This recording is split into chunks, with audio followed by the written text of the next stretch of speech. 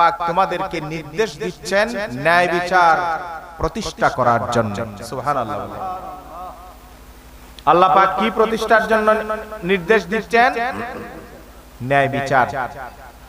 এই একটা বিষয় সমাজের মধ্যে যদি শুধুমাত্র ন্যায় বিচারটা প্রতিষ্ঠিত হয়ে যায়, একটা জায়গায় যদি সমাজের সমাজপতিরা সফল হতে পারে, ন্যায় বিচার যদি তারা প্রতিষ্ঠা করতে পারে, সমাজ থেকে চুরি বন্ধ হবে, ডাকাতি বন্ধ হবে, অন্যায় বন্ধ হবে, অত্যাচার বন্ধ হবে, অবিচার বন্ধ হবে, জুর বন্ধ হবে, জুলমতি বন্ধ হবে। এমন কোন অপরাধ নাই যেই অপরাধটা বন্ধ হতে বাধ্য হবে শুধুমাত্র যদি সমাজের ন্যায় বিচার কায়েম হয়। কথা বলেন ঠিক কিনা? সমাজে ন্যায় বিচার বর্তমানে আছে না নাই? হ্যাঁ, অবশ্যই সমাজে ন্যায় বিচার আছে, তবে পরিমাণে খুব কম। আজকের আলোচনায় ইনশাআল্লাহ ন্যায় বিচার থেকে কথা বলবো যে আল্লাহ পাক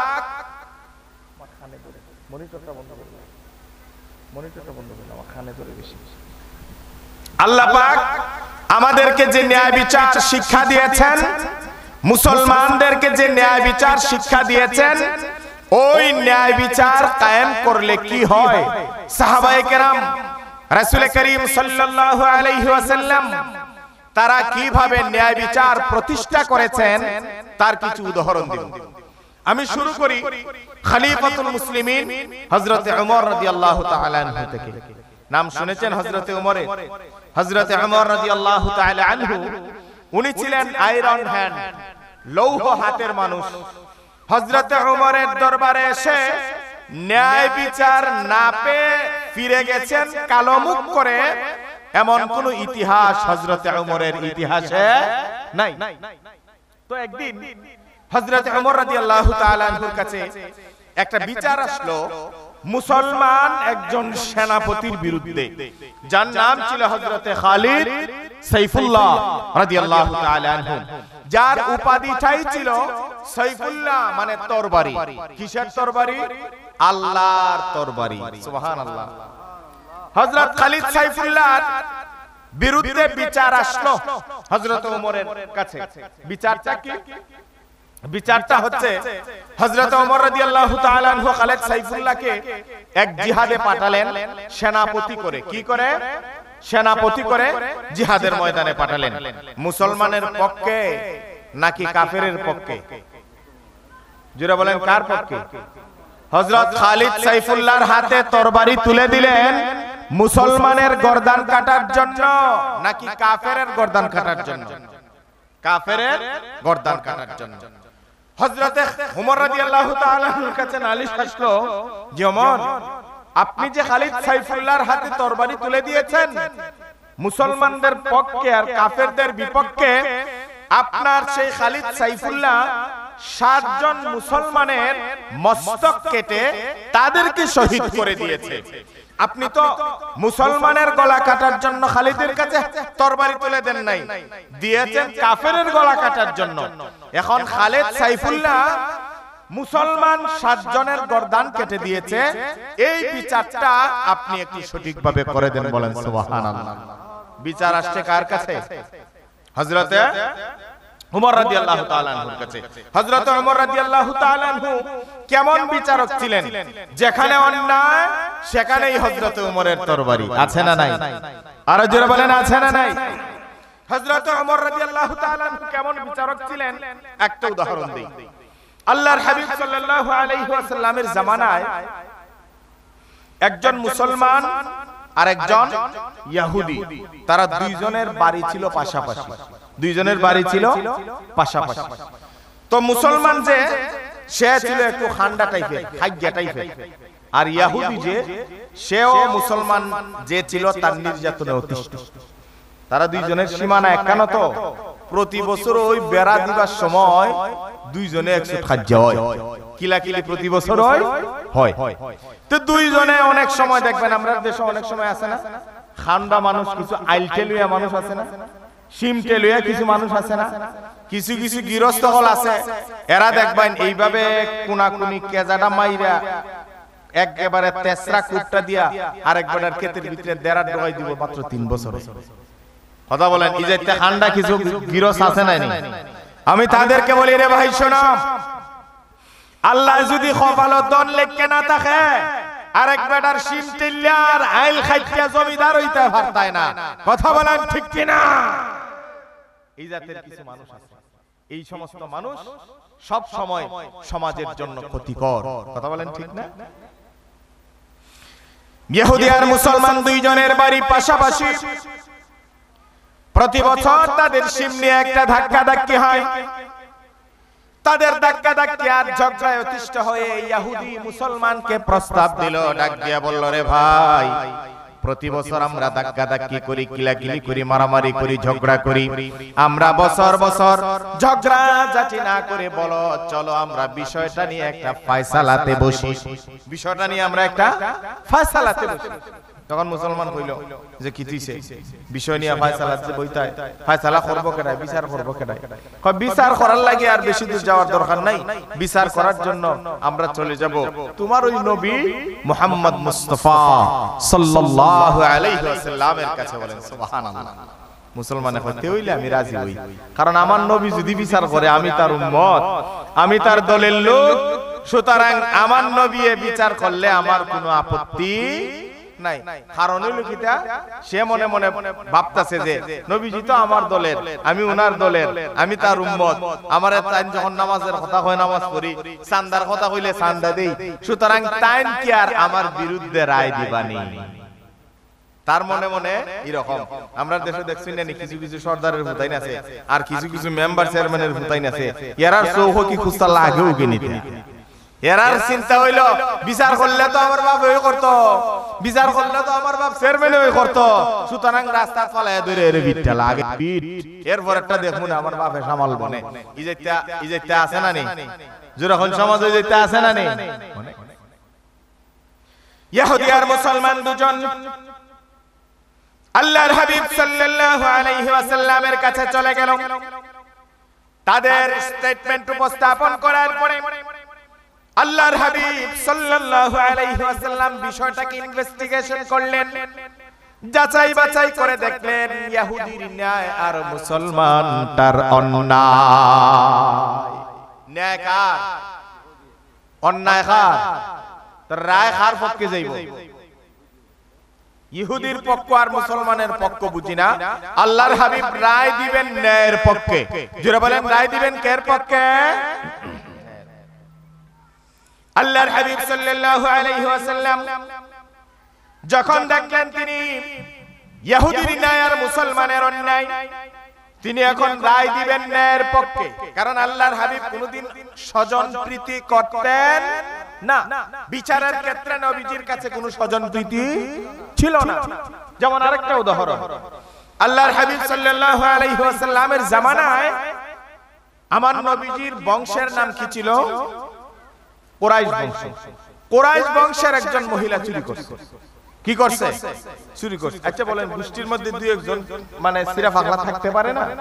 কুরাইশ বংশের একজন মহিলা চুরি করছে, আদালতে উঠছে, আদালতে রায় দিছে চুরির দায়ে তার হাত কাটতে লাগবে। চুরির অপরাধের শাস্তি কিটা? যারা বলেন চুরির অপরাধের শাস্তি কিটা? হাত কাটা। আমরা দেশে এই চুরির অপরাধের শাস্তি হাত কাটা আসেনি। চুরির অপরাধের শাস্তি যদি হাত কাটা থাকতো তাহলে কলম দিয়ে গুতাইয়া চুরি করার লাগে আর হাত পাইল না অনেক। কথা বলেন ঠিক কিনা? যে সমস্ত কলম চুর আছে, চুর আছে দুই জাতের, একটা হইলো অভাব চুর আর একটা হইলো স্বভাব চুর। আছে না নাই? একটা হইলো অভাব চুর আর একটা হইলো স্বভাব চুর। স্বভাব চুর কারা? স্বভাব চুর হচ্ছে যারা ফেটের দায়ে চুরি করে। কথা বলে ফেটের দায়ে চুরি করে। আর স্বভাব চুর কারা? স্বভাব চুর হইলো এর টাকা পয়সার অভাব না, এর আর দনে হয় না, এর আর সম্পদে হয় না, কলমের কুচায় ফাইল ঠেকাইয়া মানুষের জনগণের সম্পদ চুরি করে এক একজন মিষ্টি কুমড়ার মতো ভুলে ভুলে উঠে, ওইগুলা হইলো স্বভাব চুর। ওইগুলো হইলো কিটা? এ যে চুরি করতেছে হে নিজেও জানে যে এই দন খাইয়া মরতে পারতো না। কথা বলেন ভাই, একটা মানুষে মরণের আগ পর্যন্ত যত প্রকারের বিলাসিতা আছে সমস্ত বিলাসিতা করে হে কয় কোটি টাকা খরচ করব কথা কই হে কয়শো কোটি টাকা খরচ করব অথচ দেখা যায় এক একজনে হাজার হাজার কোটি টাকা মানুষের চুরি কইরা হে সম্পদ বানাইছে হে নিজেও জানে হে ই টাকা খাইয়া মরতে পারতো না ওই সমস্ত মানুষরারে আমি কই রে ভাই তুমি যে এই টাকা তুমি যে এই টাকা উপার্জন করতেছো চুরি কইরা এই টাকা কিন্তু তুমি খাইয়া মরতে পারতাই না বুক করতে পারতাই না কিন্তু এই চুরির পাপের শাস্তি কিন্তু কবর গিয়া তোমার বুক করাও লাগ লাগ এই জিনিসটা যদি আমরা দেশের সুরো বলতে বুঝা লাইতো তাহলে কেউ গাছ তলায় আর কেউ ফাঁস তলায় থাকতো না একটা বালিশের দাম 4 লাখ টাকা হইতো না কথা বলে আসেনি এরকম সুর ওই সুরগুলার সম্পর্কে একটু কই কুরাইশ বংশের একজন মহিলা চুরির দায়ে তার রায় হয়েছে ডান হাতটা কেটে দিতে হবে আল্লাহর হাবিব সাল্লাল্লাহু আলাইহি ওয়াসাল্লামের গোষ্ঠীর মানুষ ওনার বংশের মানুষ কুরাইশ বংশের মুরব্বি যারা ছিল কুরাইশ বংশের নেতা যারা ছিল তারা মনে মনে ভাবলো আমাদের কুরাইশ বংশের একজন মহিলার যদি হাত কাটে চুরির দায়ে তাইলে আমরা গোষ্ঠীর আর ইজ্জত থাকলো কই খানদানের কপালের মধ্যে চুনকালি লাগলো কুরাইশ বংশের মুরব্বি এক জায়গায় বসে বসে কয় বেটাই আমরার গোষ্ঠীর একজন মহিলা সম্ভ্রান্ত গোষ্ঠী আমরার এই সম্মানিত গোষ্ঠীর একজন মহিলার যদি চুরির দায়ে হাত কাটে আমরার মান ইজ্জত আর থাকলো কই কয় এখন কর্তা কিতা বেটাই কয় করণ উরণ কুস্তা না এখন চলো না আমরার গোষ্ঠীর তো নবী আছেন সুতরাং আমরা নবীর কাছে যাইগা আমরা নবী যদি মাফ করে দিলাই কার বাপের সাধ্য আছে আর ক্ষমতা আছে আমরার গোষ্ঠীর একজন মহিলার হাত কাটতে কথা কেন ঠিক না তখন কয় আচ্ছা ঠিক আছে ঘটনা সত্য তখন একজনে কয় তুই গিয়া হ না রে তুই যা আরেকজনে কয় তুই যাইতে পারছ না আরেকজনে কয় তুই যাইতে পারছ না আল্লাহ রাসূলের কাছে যে গিয়া অন্যায় আবদারটা করত এই আবদারেরও কিন্তু একটা ভয় তার মধ্যে শেষ পর্যন্ত গোষ্ঠীর মুরব্বিরা সিদ্ধান্ত নিল আমরা ঠেলাঠেলি আর ধাক্কাধাক্কি করে লাভ নাই চলো চলো কিভাবে আল্লাহর নবীর কাছে খবরটা পাঠানো যায় তারা সিদ্ধান্ত নিল আমরা যাব না আল্লাহর হাবিব সাল্লাল্লাহু আলাইহি ওয়াসাল্লাম সবচেয়ে মহব্বত করেন তার আদরের নাতি ইমাম হুসাইন রাদিয়াল্লাহু তাআলা আনহুকে আর হযরতে আব্দুল্লাহ ইবনে উমরের ছেলে আব্দুল্লাহ ছোট্ট মানুষ তাকে আল্লাহর হাবিব তাদেরকে খুব পছন্দ করেন গোষ্ঠীর মুরব্বিরা মনে মনে ভাবলো এইভাবে আমরা নিজেরা ঠেলাঠেলি করে লাভ নাই আমরা বড় মুরব্বিরা গিয়েও লাভ নাই এক কাম করো ইমাম হুসাইন রে আর আব্দুল্লাহ রে এরা দুইজনকে পাঠাও আর ইমাম হুসাইন রে কইও গিয়া বললে ওই যাতে গিয়া খবরটা না হয় আস্তে আস্তে নানার সাথে একটু বাইরে একটু ফিরি একটু ভাব জমাইয়া এরপরে যাতে খবরটা হয় বলেন না সুবহানাল্লাহ ঠিক আছে মুরব্বিদের পক্ষ থেকে ইমাম হুসাইন এবং হযরত আব্দুল্লাহ ইবনে উমর রাদিয়াল্লাহু তাআলা আনহুকে পাঠালো আল্লাহর হাবিবের কাছে হযরত ইমাম হুসাইন রাদিয়াল্লাহু তাআলা আনহু এবং হযরত আব্দুল্লাহ সমবয়সী দুজন চলে গেলেন আল্লাহর হাবিবের কাছে আসসালাতু ওয়াসসালামু আলাইকা ইয়া রাসূলুল্লাহ আসসালাতু ওয়াসসালামু আলাইকা ইয়া হাবিবাল্লাহ ইমাম হুসাইন ডাইরেক্ট গিয়ে নানার কোলে বসেছে ও নানা ভাই আজ কয়েকদিন হলো আমি আপনাকে দেখি না ও নানা ভাই তোমারে দেখলে আমার মন বইরা যায় আমার পেট বইরা যায় চক্ষু শীতল হয়ে যায় ও নানা ভাই আপনি এত ভালো কেন ও নানা ভাই আপনি এত সুন্দর আপনার চেয়ে সুন্দর আর কিছুই নাই ও নানা ভাই আপনি আমার কাছে আসেন আপনার কপাল মোবারকে একটা চুমু দেই আপনার হাত মোবারকে একটু চুমু দেই ও নানা ভাই আমার একটু জড়ায়া ধরেন ও নানা ভাই আমার একটা চুমা দেন ও নানা ভাই আমার একটু আদর করেন আল্লাহর রাসূল সাল্লাল্লাহু আলাইহি ওয়াসাল্লাম কয় বুঝছি মতলব আছে মনে হয় সুবহানাল্লাহ কারণ আল্লাহর নবী জানতেন ইমাম হুসাইনের যখন ওই কোনো কিছুর আবদার হইতো তখন আইয়া নানার লগে একটু বাইল দিত সুবহানাল্লাহ হইতেন না এটা দুনিয়ায় তো দেখবেন নানার কাছে যখন নাতি নাতনি কুস্তা চায় তখন ওই নানার লগে গিয়ে ফিরিত লাগায় আছে না এরকম গিয়ে একটু বাপ টাপ জমাইলে নানার কাছ থেকে আদায় করা যায় আল্লাহর নবী ডাক দিয়া কয় হুসাইন বুঝছি তোমার অবশ্যই কোনো মতলব আছে আচ্ছা আর বেশি বাপ দেখানি লাগতো না কি মতলবে আইছো মতলব খান কইয়া ইমাম হুসাইন ডাক দিয়া বলে নানা ভাই আমাদের বংশের নাম, আমাদের গোষ্ঠীর নাম, আমরা কুরাইশ খানদানের সম্ভ্রান্ত বংশের মানুষ। এই মাহফিলের কোন স্বেচ্ছাসেবক পোলাপান নাই, যুব সংঘের ছেলেরা নাই। কি ওয়াজ রে বাবা রে বাবা, সর্বনাশ! এই বাংলা ভাষার ওয়াজ আরম্ভ করছে মাহফিলের রিজি দেওয়াটা।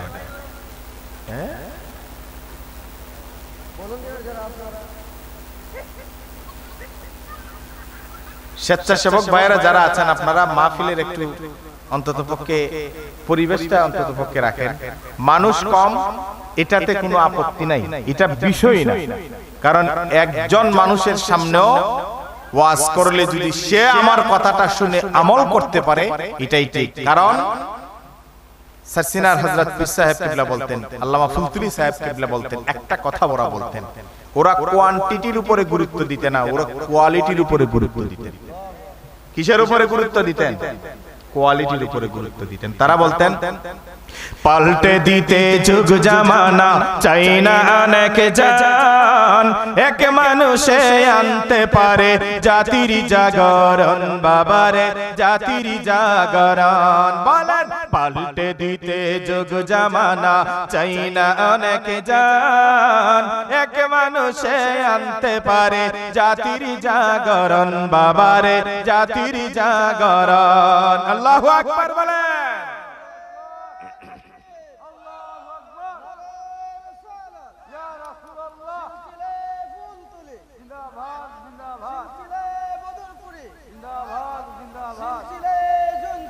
জিন্দাবাদ। আলহামদুলিল্লাহ। আমার ভাই বাবারা, আজকে এখানে কয়েকজন মানুষ বইয়ে রয়েছেন না, আজকে যদি এখানে গানের একটা আয়োজন হইতো, ওই হিন্দে গান বাজনা হয় মোটামুটি, মাজারের নামে, উরুসের নামে বন্ডামি আমরা সমাজও আছে না নাই? আরো জোরে বলেন, আছে না নাই? গত বছর না এর আগের বছর শিবপাশা বলে মেরি না মেরা না মেরি একটা আইছিল, ইয়ালাহার কোন বেটা বিটেন মনে গরো আসিল না। কারণ এই শিবপাশা মানুষের জায়গা দেওয়া যাইছে না। কথা বলেন, এরকম আসেনি? ইহানো গীতা হিন্দু বেটান গেছে না, খ্রিস্টান বেটান গেছে নাকি মুসলমানের বাচ্চা গেছে? আমরা খালি আল্লাহর কাছে দোয়া করি, আল্লাহ করে আমরা খালি গজব দেয়, আল্লাহ গজব দেয় না। গজব আমরা ডাকি আনি, দাওয়াত দিয়ে আনি। কথা বলেন ঠিক কিনা?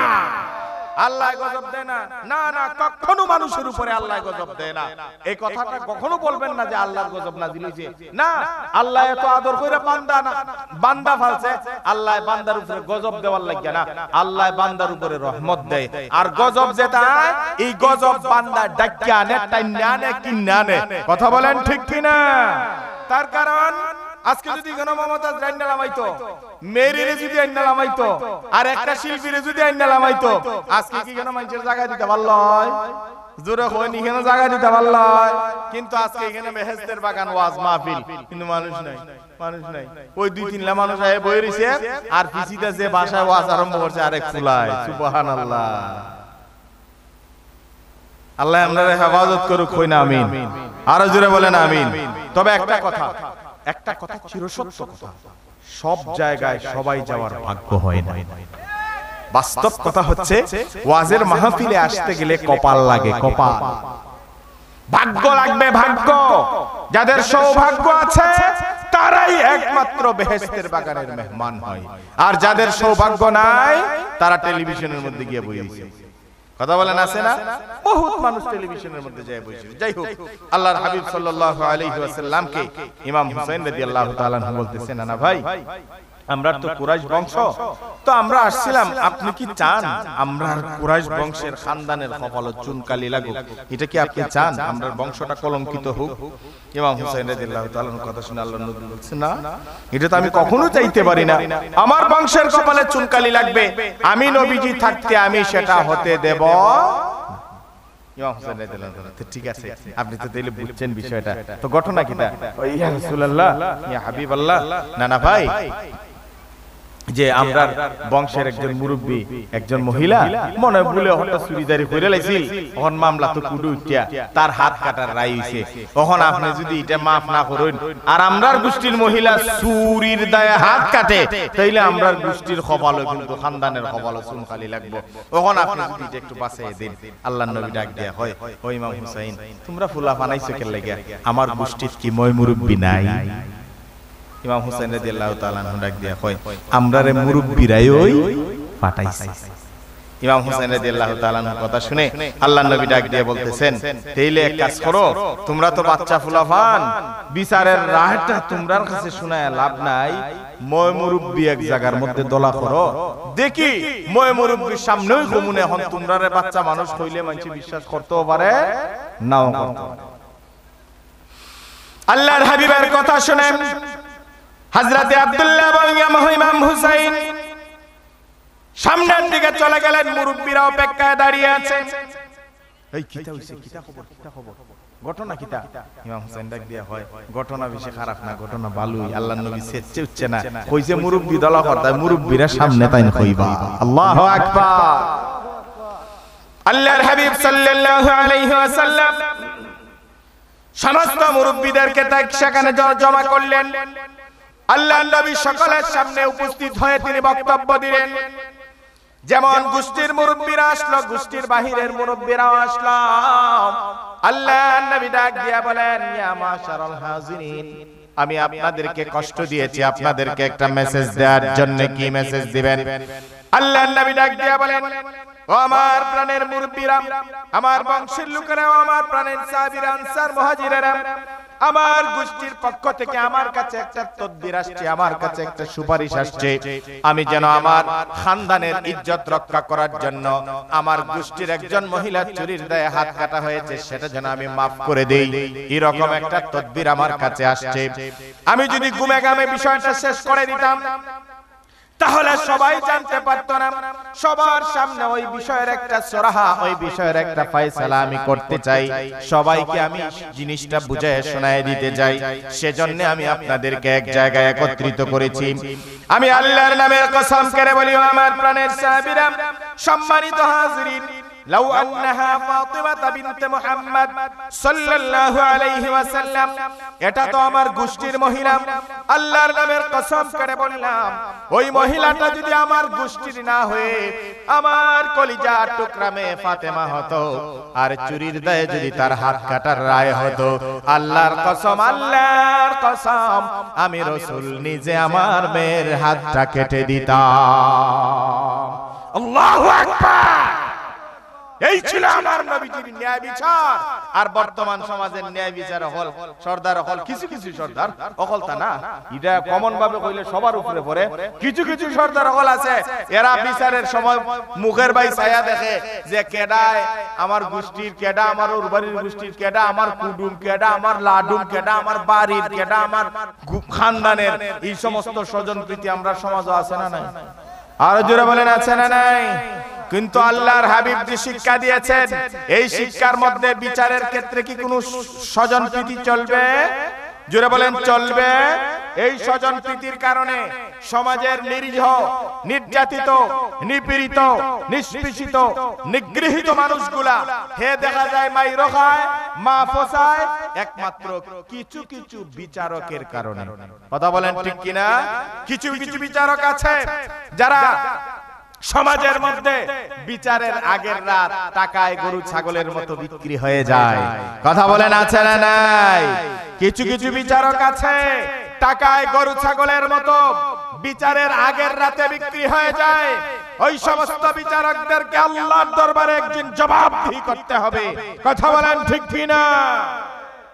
ওই সমস্ত বিচারকরা যদি সমাজকে সুন্দরভাবে সাজাতো, তাহলে আজকে সমাজের এই অসঙ্গতি থাকতো। খলিফাতুল মুসলিমিন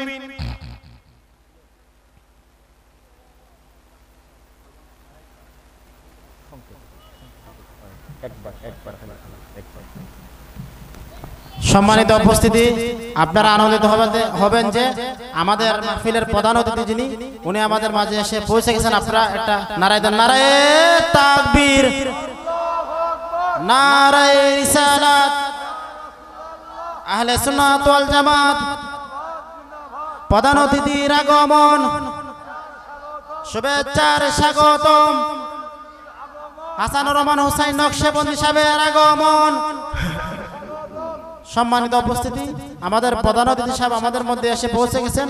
অল্প কিছুক্ষণের মধ্যেই আমাদের প্রধান অতিথি সাহেব আমাদের মঞ্চে আসবেন। আপনারা এখনো যারা এদিক সেদিক ঘোরাফেরা করতেছেন, দয়া করে আমাদের মাহফিলে মঞ্চে এসে বসে যান। এখন আমাদের হুজুরে বাকি আলোচনা করবেন। সকলে বলি মারহাবা, সকলে বলি মারহাবা।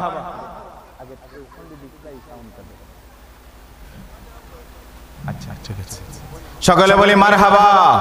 নারে তাকবীর, নারে রিসালাত, আহলে সুন্নাত ওয়াল জামাত। আমার ভাই বাবারা, ওইভাবে স্বজন প্রীতি করে বিচার করলে সমাজ থেকে অন্যায় দূর করা যাবে। জোরে বলেন, দূর করা যাবে। বলছিলাম খলিফাতুল মুসলিমিন হযরত ওমর রাদিয়াল্লাহু তাআলা আনহু, তিনি সমাজের মানুষের সেবা করেছেন, সমাজের মানুষের খেদমত করেছেন। হযরত ওমর ছিলেন সত্যিকার অর্থের একজন জনসেবক, জনদরদি। কথা বলেন ঠিক কিনা? আমরা সমাজের কিছু কিছু জনদরদি অকল আছেন, নির্বাচন আইলে এরার দরদ উতলাইয়া উঠে। কথা হন ঠিক না? এরপরে নির্বাচনের পরে আর নেতারে পাওয়া যায় না, হাওয়া হয়ে যায়। নির্বাচনের আগে আপনার সাথে মাডলে মিলে বুকা, ফেকলে মিলে বুকাইয়া, এরপরে নির্বাচনের পরে আপনারে দেখলে খালি নাক ছিটকাইব। এরকম জনদরদি হল আছে না নাই? এরকম নেতা হল আছে না নাই? অথচ হযরত ওমর রাদিয়াল্লাহু তাআলা আনহু তিনি কেমন জনদরদি ছিলেন, তিনি কেমন মানুষ ছিলেন। উনি মানুষের কথাই নয়, রাতের বেলা ঘুরে ঘুরে মানুষের কাছ থেকে খবর নিয়া মানুষের সমস্যার সমাধান করতে বলেন। সুবহানাল্লাহ।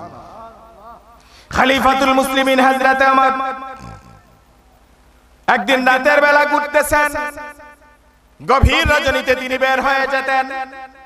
মানুষের দরজার মধ্যে যায় কান লাগায় শুনতেন কার কি অভিযোগ, কার ঘরে কি সমস্যা আছে।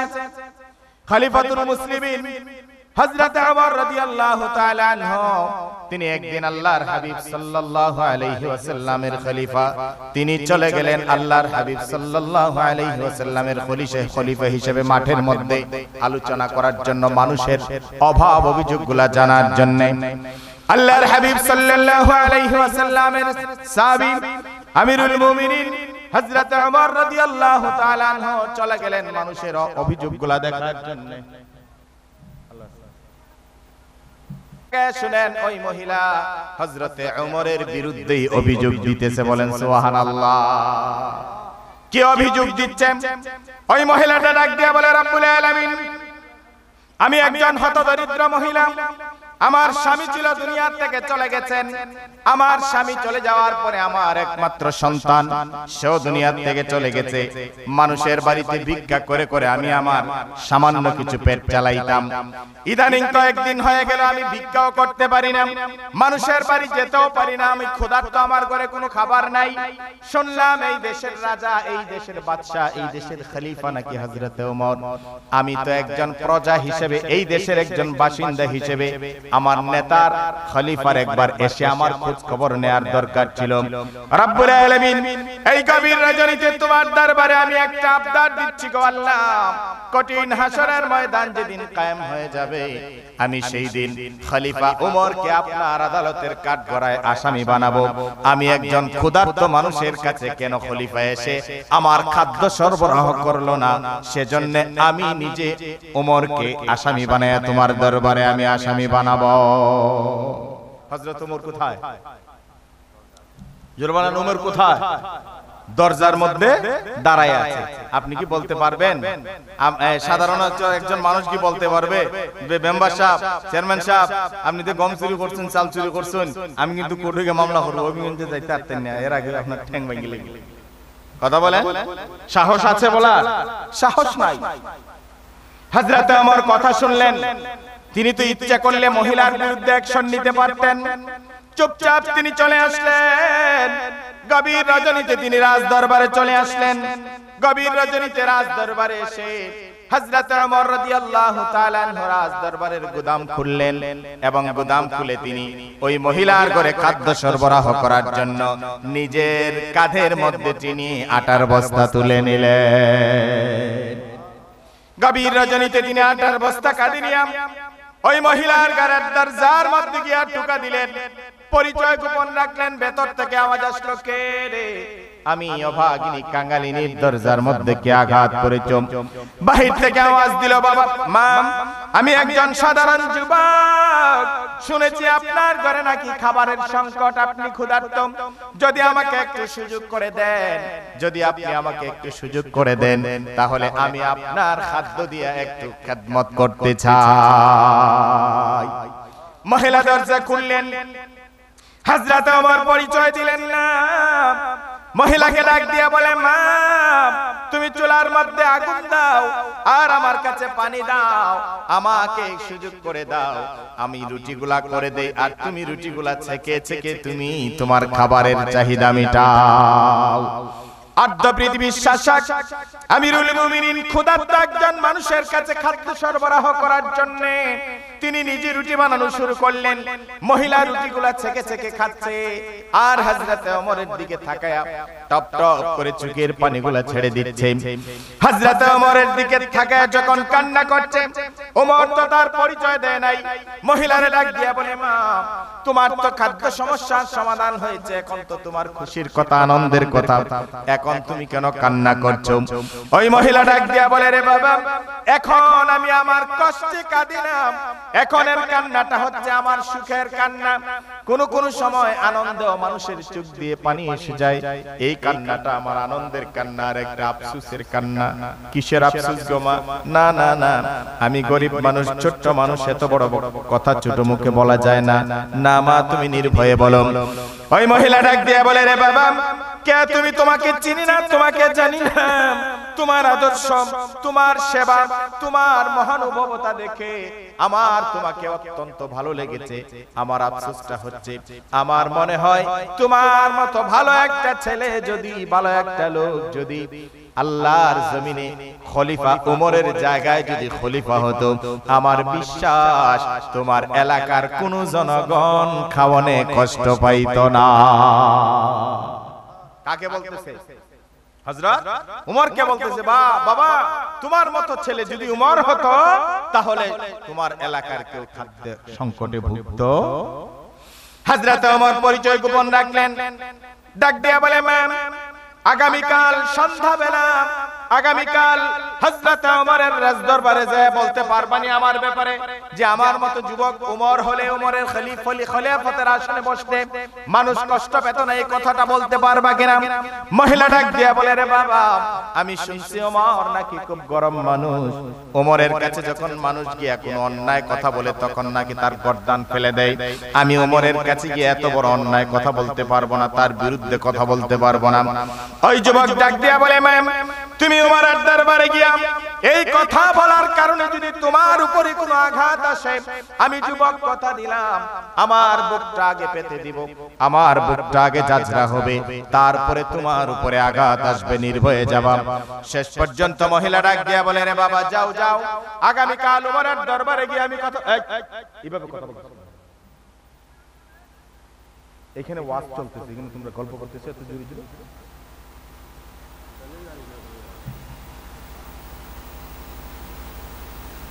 বক্তা যখন আলোচনা করে সাইড টক আসলে অ্যাটেনশন চলে যায়, মানে মনোযোগটা অন্যদিকে চলে যায়। ওই মহিলা যখন রাজি হলো, তখন হযরত ওমর বলল, ঠিক আছে মা, আগামীকাল তুমি রাজদরবারে গিয়ে আমার ব্যাপারে তুমি একটু সুপারিশ করবা, যে আমার মতো যুবক ওমর হলে এই দেশের কোনো মানুষ না খাইয়া। পরদিন চলে গেলেন হযরত ওমরের দরবারে। হযরত ওমরের খাস কামরার ভিতরে যখন গেলেন, যাওয়ার পরে হযরত ওমর রাজ দরবারের সবাইকে জানায় রাখলেন, সাবধান সাবধান, একজন মহিলা আসবে, তার সাথে কোনো দুর্ব্যবহার করবা না। ওই মহিলাকে একদম সসম্মানে আমার খাস কামরার মধ্যে নিয়ে আসবা। ওই মহিলাটি রাজ দরবারে গেছে, ভীত সন্ত্রস্ত অবস্থায় থরথর করে কাঁপতেছে। একদম হযরত ওমরের কাছে গিয়া তিনি দেখতে পেলেন গত রাত যেই যুবকটা কাঁধে করে আটার বস্তা নিয়ে রুটি বানায়া তাকে মুখে তুলে খাওয়াইছিল, সে তো সাধারণ যুবক না, সেই তো ওমর, ওমরের সিংহাসনে বসে আছে। মহিলাটা থরথর করে কাঁপছে আর ডাক দিয়ে বলছে, বাবা তোমাকে আমি চিনতে পারি নাই, মাফ করে দাও। যদি তোমাকে চিনতে পারতাম তাহলে তোমার বিরুদ্ধে এত বড় কথা আমি বলতে পারতাম না। আমি আমার কথাকে এক্সপান্স করলাম, আমি আমার কথাকে আমি সরায় নিলাম, আমার কথাকে আমি উল্টো করলাম। ওই উমর ডাক দিয়ে বলতেছে, মা তুমি আমার কাছে কেন মাফ চাও? আমি উল্টা তোমার কাছে মাফ চাই, এজন্য তোমাকে আমি কষ্ট দিয়েছি। মহিলা ডাক দিয়ে বলে, রে বাবা আমার কাছে তুমি কেন মাফ চাইবা? হযরত ওমর ডাক দিয়া বলে, মা আমি তোমার কাছে মিনতি করি, গতকাল গভীর রজনীতে ক্ষুধার যন্ত্রণায় মনে দুঃখ কষ্ট নিয়ে তুমি একটা কথা বলেছিলে, আল্লাহর আদালতের কাঠগড়ায় আমাকে তুমি আসামি বানাবা, কেন আমি তোমার খোঁজ খবর নেই না? মা গো তোমার হাতে ধরি পায়ে ধরি, তুমি তোমার সেই কথাটাকে সরায় নাও, আল্লাহর আদালতের কাঠগড়ায় তুমি আমাকে আসামি বানায় না। তার কারণ আমার রাজ্যের একটা কুকুরও যদি না খেয়ে মারা যায়, আল্লাহ যদি আমাকে প্রশ্ন করে, ওমর রে তোরে নেতা বানায় দিছিলাম, তোর রাজ্যের একটা প্রাণী কেন না খেয়ে মরলো, তুই কেন খবর নিলি না? আমি আল্লাহর আদালতে জবাব দেওয়ার কোনো ক্ষমতা নাই। এই ছিল হযরতে ওমর রাদিয়াল্লাহু তাআলা আনহু, বলেন সুবহানাল্লাহ। হযরতে ওমর যেমন ছিলেন গরম, তেমন ছিলেন হযরতে ওমর নরম। সুবহানাল্লাহ বলবেন না? ওই যে কথা বলছিলাম, ইহুদি আর মুসলমান দুইজনের ঝামেলা, আল্লাহর হাবিব সাল্লাল্লাহু আলাইহি ওয়াসাল্লাম ইহুদির পক্ষে রায় দিলেন আর মুসলমানের বিপক্ষে রায় দিলেন। তখন তো মুসলমানটা খেপে গেছে, কয় না না আমি এই রায় মানি না, আপনি আমার দলের লোক, আপনি আমি আপনার উম্মত, আপনি বললে নামাজ পড়ি, আপনি বললে রোজা রাখি, আপনি বললে চাঁদা দেই, টাকা পয়সা দেই, জিহাদে যাই, তরবারি নিয়ে সামনের দিকে যাই, সুতরাং আপনি আমার বিরুদ্ধে রায় দিবেন, ওই রায় আমি মানি। সানি বিচার দেখতে হবে। সানি বিচার কারে দিয়া দেখাইমু? সানি বিচার যদি দেখতে হয় তাইলে আমি হযরত উমরের কাছে চলে যাব। সুবহানাল্লাহ, নারায়ে তাকবীর, নারায়ে রিসালাত। হযরত মাওলানা মনিরুজ্জামান উসমানী সাহেব, ডিডি সাহেবের আগমন এই মাহফিলের পক্ষ থেকে আলহামদুলিল্লাহ আমাদের আজকের মাহফিলের যিনি প্রধান মেহমান হযরত মাওলানা মনিরুজ্জামান উসমানী সাহেব, হবিগঞ্জ জেলার সম্মানিত উপপরিচালক মহোদয়, তিনি আমাদের মাঝে এসে উপস্থিত হয়েছেন। সকলে বলি মারহাবা, জোরে বলেন সকলে বলি মারহাবা। সম্মানিত হাজিরিন, আমার কথার বিষয়বস্তুই ছিল ন্যায় বিচার। এই পৃথিবীতে ন্যায় বিচার যদি প্রতিষ্ঠা হয়, সমাজ থেকে যদি অন্যায় অবিচার দূর করতে হয়, তাহলে ন্যায় বিচারের বিকল্প নাই। আর ন্যায় বিচার প্রতিষ্ঠা করবে কারা?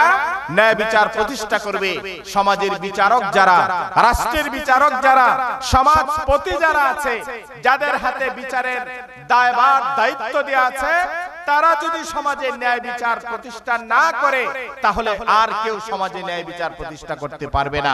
সমাজের সর্বনিম্ন পর্যায় থেকে সর্বোচ্চ পর্যায়ের বিচারকদের আসনে যারা বসে আছেন, সবাইকে আল্লাহ পাক যেন আল্লাহর জমিনে ন্যায় বিচার প্রতিষ্ঠা করার তৌফিক দান করেন।